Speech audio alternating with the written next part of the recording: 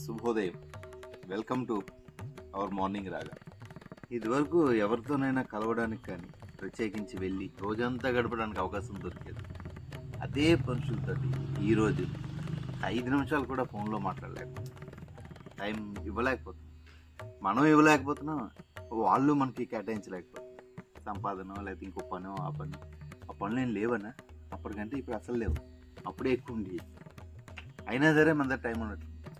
ఒక మనిషికి ఇంకొక మనిషికి టైం కేటాయించే విధానం అయితే అసలు ఎక్కడికి ఎవ్వరూ కూడా అసలు టైం షేర్ చేయలేకపోతున్నారు.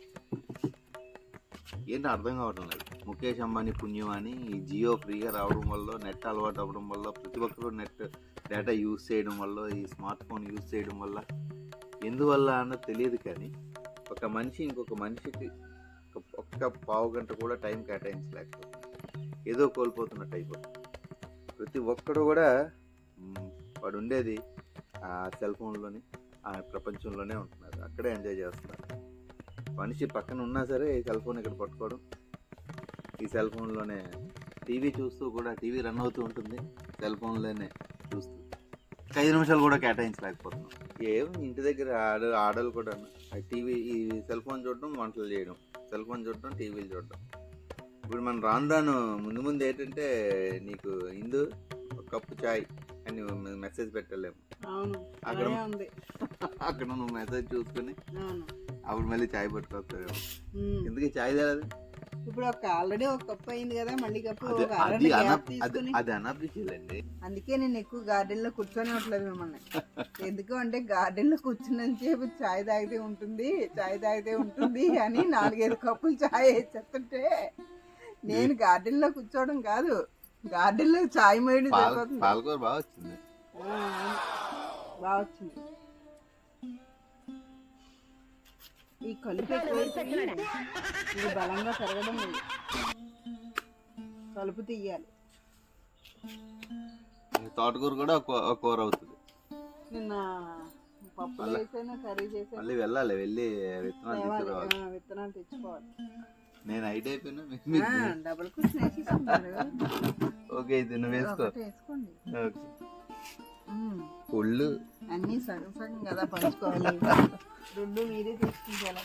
కుళ్ళు నేను హైట్ అయిపోయినాను, అయితే కనబడుతున్నానని కుళ్ళు. టైం కేటాయించడం అంటే ఎదురుగుండా మనిషి ఉండడం కాదు.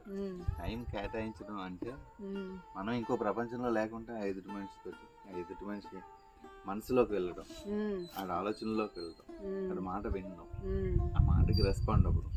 అంటే రోజుకి 5 నిమిషాలైనా కేటాయించాలి. ఇంట్లో ఉన్న పెద్దలు ఉంటే వాళ్ళకైనా ఒక 5 నిమిషాలు కేటాయించాలి. పిల్లలు ఉంటే వాళ్ళకి కేటాయించాలి. వైఫ్ అండ్ హస్బెండ్ ఇద్దరు కూడా ఆ టైంని కేటాయించి ఉంటే కనీసం మనుషులు అర్థమవుతారు, బాండింగ్స్ పెరుగుతాయి. ఈ ఆధునిక ప్రపంచంలో, ఈ నెట్ మాయాజాలంలో మనుషులు ఉంటున్నారు కానీ టైం కేటాయించబడుతుంది. టైం కేటాయిస్తే బాగుంటుంది. అదే నాకు ఆశ్చర్యంగా అనిపిస్తుంది. అంటే కేటాయించడానికి టైం లేక కాదు, మనుషులు ఉంటున్నారు. టైం కేటాయించాలనే ఆలోచన వాళ్ళకి రాకపోవడం వల్ల అందులో దూరిపోతున్నారు. నెట్లో దూరిపోవడం వల్ల దాంతోనే మనిషి పక్కన ఉన్నా సరే దాంట్లోనే ఉంటున్నారు. ఇక్కడ ఉన్న మనిషితో రిలేషన్ ఉండదు. ఇందులో ఉన్న మనిషితో, ఎక్కడో ఉన్న మనిషితో రిలేషన్ ఉంటుంది. ఏదేదో చూస్తుంటారు, ఏదేదో మాట్లాడుతుంటారు, ఏదేదో టైపింగ్ చేస్తుంటారు.